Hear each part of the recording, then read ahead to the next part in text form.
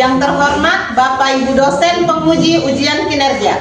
Perkenalkan, nama saya Lisma dengan nomor induk mahasiswa RTA 2G 225160, peserta PPG dalam jabatan Guru Madrasah Umum Kementerian Agama tahun 2025. Bet 2 mata pelajaran kimia bertempat di Man Morowali.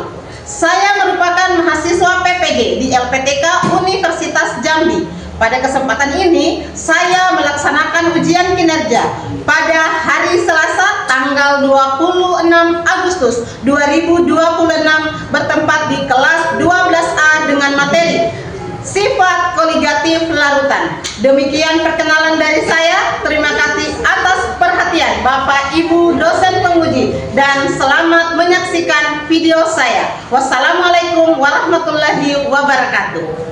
Oke, assalamualaikum warahmatullahi wabarakatuh. Waalaikumsalam warahmatullahi wabarakatuh. Apa kabar hari ini? Baik. Sehat semua? Sehat. Ada yang belum sehat?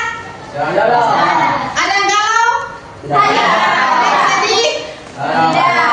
Oke, jadi hari ini kita belajar lagi tentang mata pelajaran kimia, ya.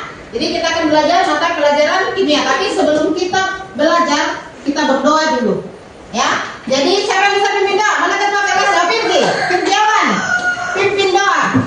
Sebelum kita mulai pelajaran, marilah kita berdoa. Doa dimulai. Bismillahirrahmanirrahim. Raditu billahi rabban wa bil islami dina wa bi Muhammadin nabiyya wa rasulah. Rabbi zidni ilman warzuqni fahman. Amin. Oke, jadi sebelumnya Ibu absen dulu. Siapa yang tidak hadir hari ini? Yani. Kenapa Diani? Sakit. Diani sakit. Odik izin Ibu. Odik izin? Iya. Kenapa dia kemana tuh Odik? Nggak tahu pulang kampung. Oke. Oke, berarti cuma dua ya yang tidak hadir hari ini. Iya. Oke. Hari ini kita mau bahas tentang sifat koligatif larutan. Ya, sifat koligatif larutan. Sudah pernah dengar larutan? Sudah ya? Pertemuan sebelumnya kan kita sudah belajar tentang larutan, kan? Nah, jadi larutan itu banyak kita jumpai dalam kehidupan kita sehari-hari. Contohnya larutan gula, larutan garam, air laut itu masuk dalam kategori larutan. Itu yang akan kita bahas hari ini. Ya, itu yang akan kita bahas hari ini. Berdiri semuanya. Jadi kita ice breaking dulu. Ice breakingnya kita ini temanya ketangkasan dan konsentrasi. Jadi siku, kalau ibu bilang siku, kalian pegang siku. Kalau ibu bilang sakit, pegang perutnya yang sakit. Kemudian kalau saku, pegang sakunya, kantong bajunya. Kemudian kalau sikat, langsung diambil barang yang di atas meja. Oke? Sudah siap semua? Siap. Oke, kita mulai. Sakit. Siku. Saku. Sakit. Siku. Sikat. Sikat.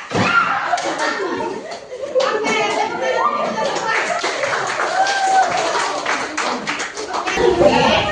Nah, pada kesempatan kali ini kita mau bahas tentang sifat koligatif larutan. Nah, tujuan dari pembelajarannya kita hari ini yaitu peserta didik mampu menjelaskan konsep sifat koligatif larutan. Yang pertama itu adalah tentang penurunan tekanan uap, kemudian kenaikan titik didih, penurunan titik beku, tekanan osmotik. Setelah membaca materi dan berdiskusi. Jadi nanti sebentar kita akan berdiskusi. Kedua, peserta didik dapat menerapkan rumus sifat koligatif larutan non elektrolit dan elektrolit untuk menyelesaikan masalah perhitungan. Nanti Ibu juga akan bagikan LKPD-nya, ya. Kemudian kalian kerjakan nanti LKPD-nya. Kalau sudah nanti dikumpul di depan, ya. Jadi kita langsung masuk saja ya. Pengertian sifat koligatif.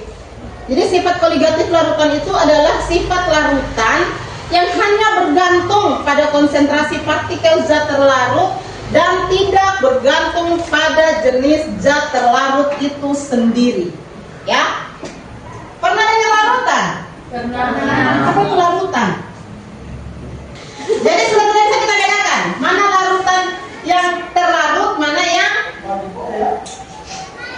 larutan yang terlarut dan yang pelarut. Sudah tidak bisa dibedakan itu. Contohnya seperti misalkan kita buat larutan gula. Di dalam larutan gula itu kita sudah tidak bisa tahu yang mana gulanya, yang mana airnya, tetapi sudah dalam bentuk larutan. Nah, itu yang disebut dengan larutan. Nah, sifat koligatif larutan itu sendiri adalah sifat larutan yang hanya bergantung pada konsentrasi partikel, ya, zat terlarut dan tidak bergantung pada jenis zat terlarut itu sendiri. Itu yang disebut dengan sifat koligatif. Nah, tadi kita bahas tentang konsentrasinya zat yang terlarut. Nah, di sini sudah ada rumusnya. Jadi untuk menentukan konsentrasi larutan itu ada 3. Yang pertama ada namanya molaritas. Molaritas itu simbolnya M besar.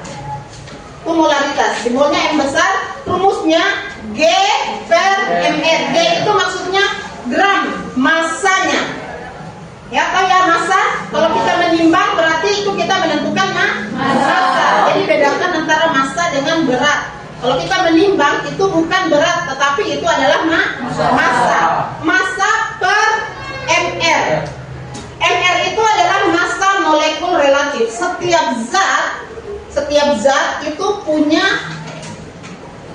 nomor atom. Ya, setiap zat itu punya nomor atom. Nah, kalau unsur itu kita tentukan atom relatifnya, AR-nya. Jadi AR ini sudah ada di dalam tabel yang disebut dengan tabel periodik unsur. Di dalam tabel periodik unsur itu sudah ada ditentukan atom relatif. Nah, kalau MR itu massa molekul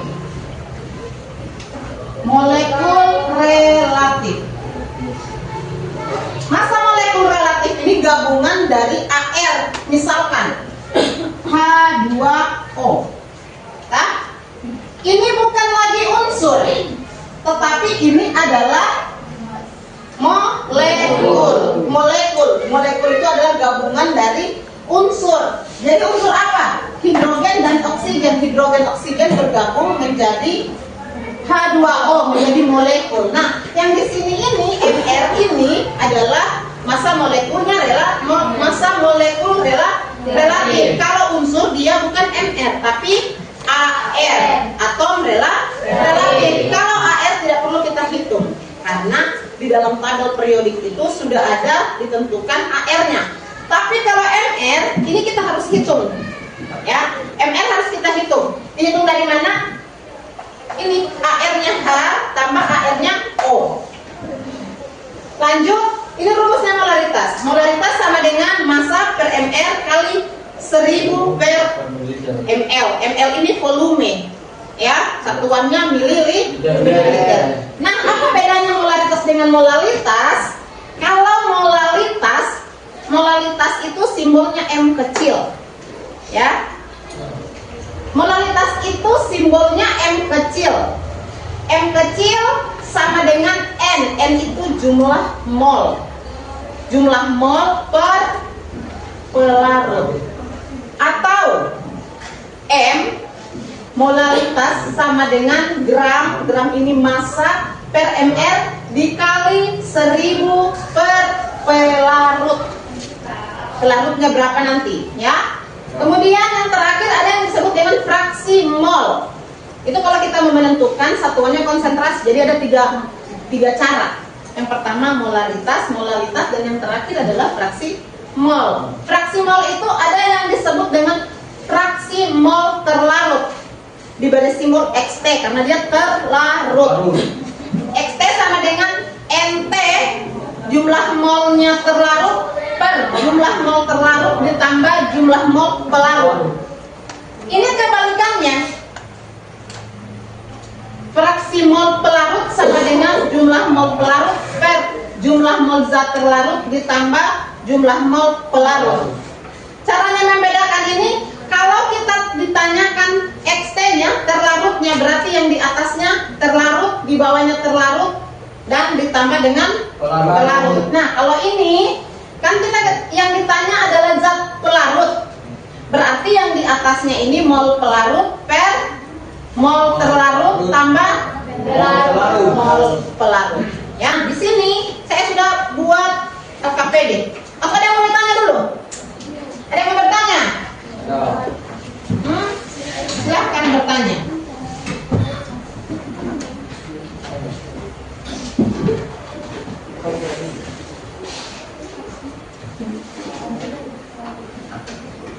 Ya, mana kelompok satu? Ini kelompok satu.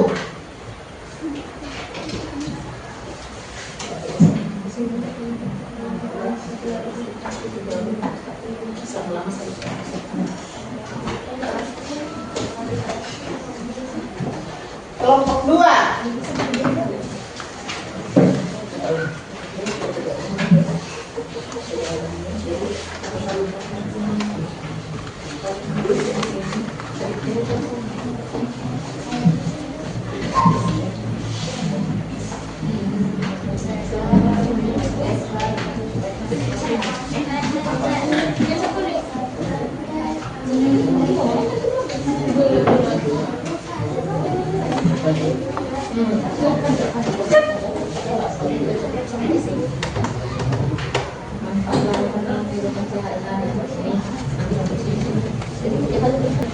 Ada yang mau bertanya?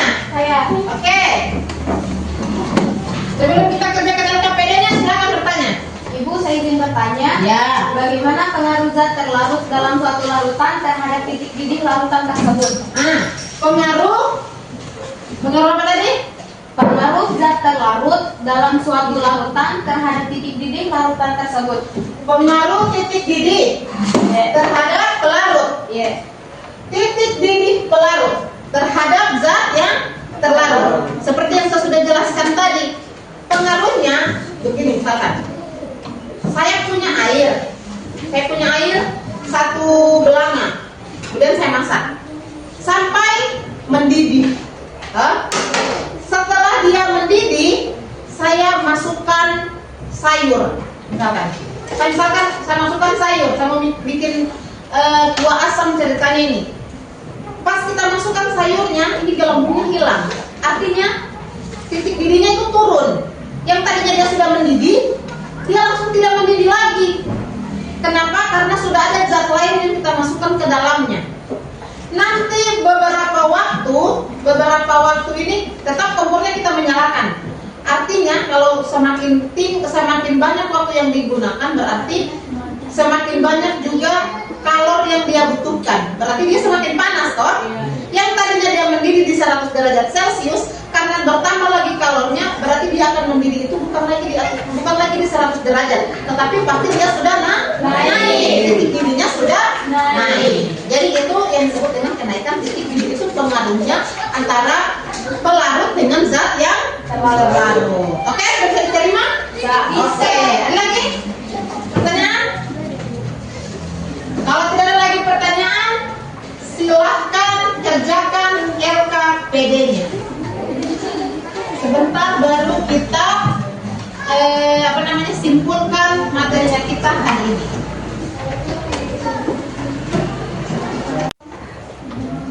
Tidak kesulitan? Bisa? Bisa. Oke.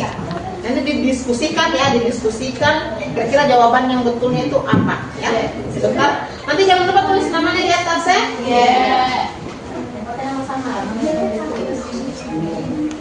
Iya.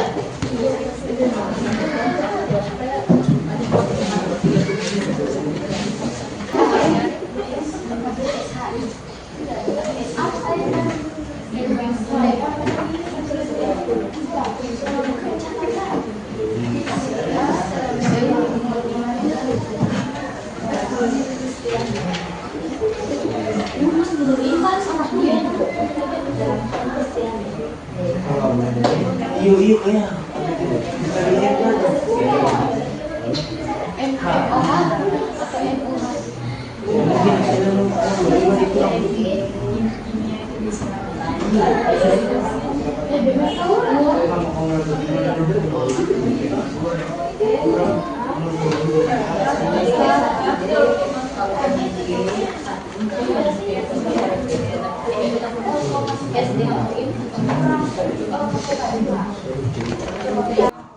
Kelompok 1. Lagi. Yuk.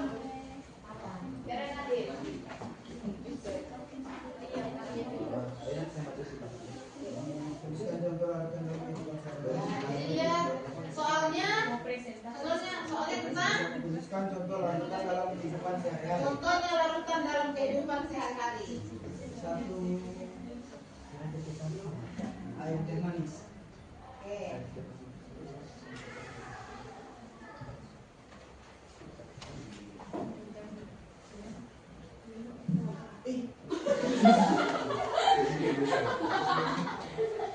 Oke.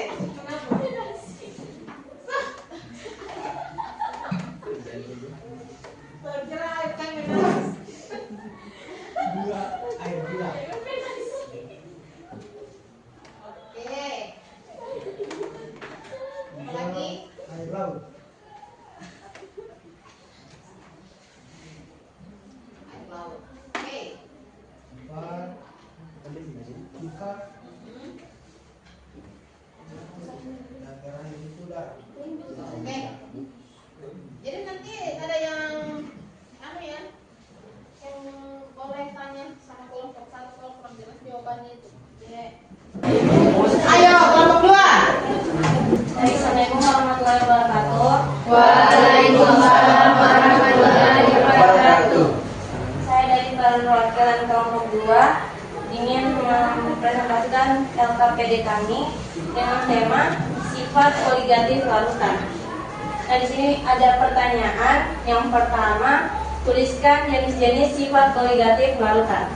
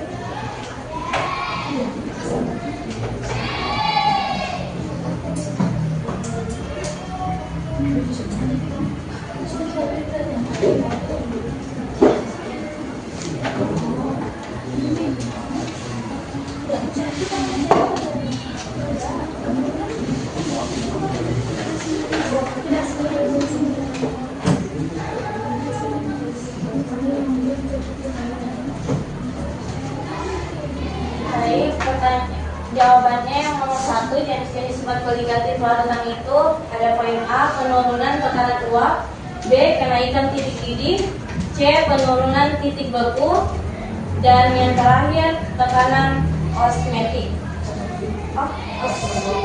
Osmotik.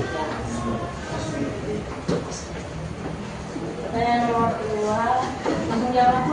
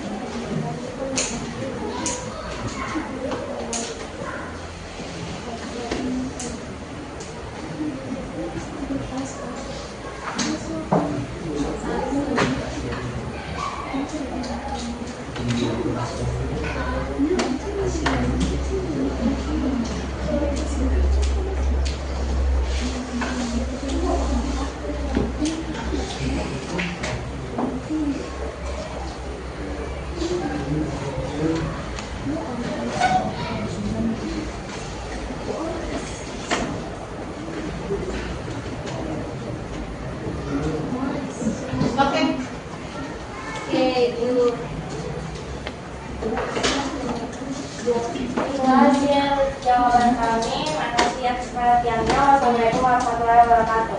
Waalaikumsalam warahmatullahi wabarakatuh. Ada yang mau ditanyakan? Tidak. Oke. Inilah jawaban dari ini jawaban LKPD dari kelompok 2. Jadi yang pertama soalnya itu tuliskan jenis-jenis sifat koligatif larutan ya. Jadi sudah betul jawabannya ya. Jadi ada 4 sifat koligatif larutan. Ada penurunan tekanan uap, kenaikan titik didih, penurunan titik beku, dan tekanan osmotik. Kemudian yang kedua ini kita menentukan molaritas. Ya, seperti tadi yang dijelaskan, cara menghitungnya sudah ada, rumusnya sudah ada, tinggal diaplikasikan ke dalam soal ini. Jadi ini jawabannya sudah betul. Kita beri aplaus dulu untuk kelompok. Oke, sekarang giliran dari kelompok 3. Siapa? Kelompoknya jadi yang maju.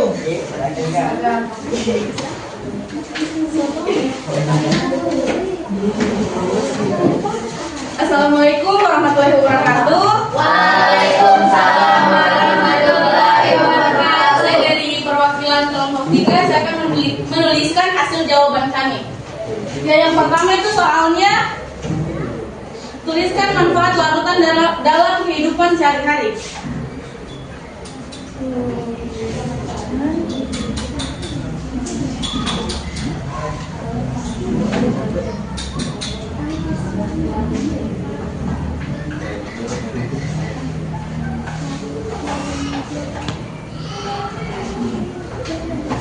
Jadi manfaat larutan dalam kehidupan sehari-hari itu yang pertama memenuhi kebutuhan cairan tubuh.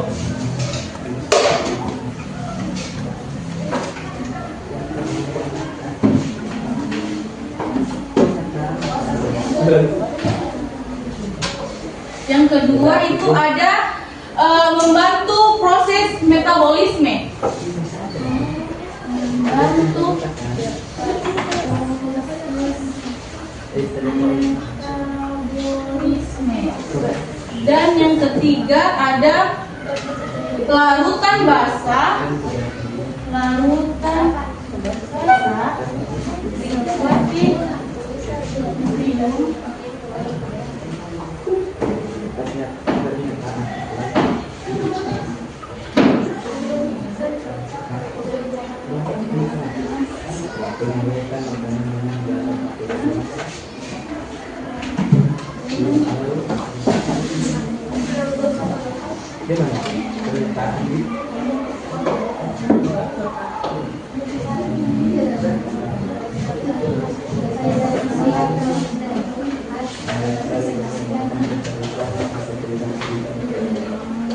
Jadi manfaat larutan dalam kehidupan sehari-hari itu yang pertama ada memenuhi kebutuhan cairan tubuh, yang kedua membantu proses metabolisme, dan yang ketiga larutan basah seperti nutrium hidroksida digunakan dalam pemulihan dan pembukaan saluran pembuangan.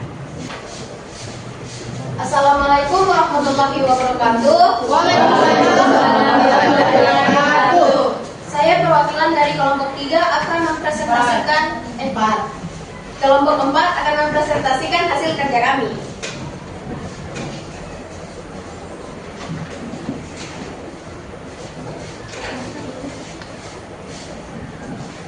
Pertanyaan pertama, tuliskan contoh tekanan osmotik dalam kehidupan sehari-hari.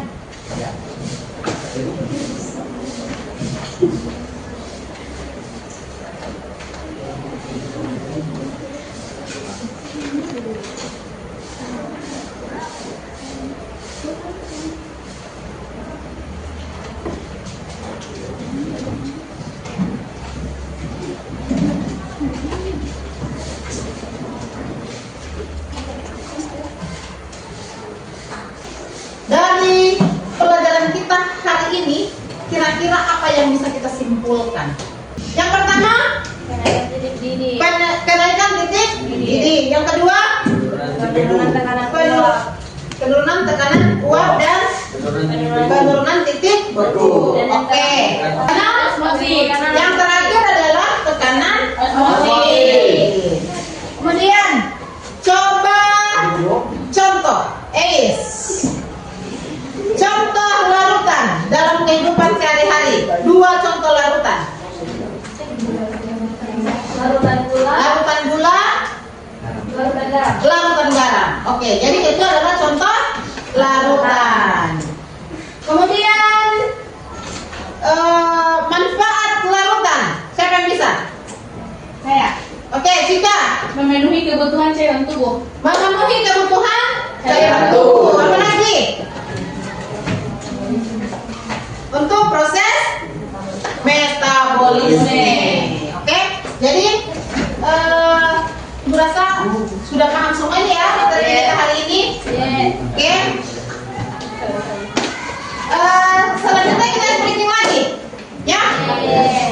Explainnya kita yang sederhana saja. Tepuk 1, 2, 3, 4, 5. Tepuk 1, tepuk 2, tepuk 3, tepuk 1, tepuk 2, tepuk 3, tepuk 4,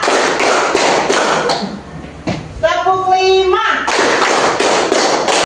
Itulah tadi materi kita untuk hari ini. Jadi untuk materi selanjutnya nanti kalian pelajari lagi di rumah tentang koloid, ya. Belajar di rumah tentang koloid. Minggu depan insya Allah kita akan bahas lagi tentang koloid.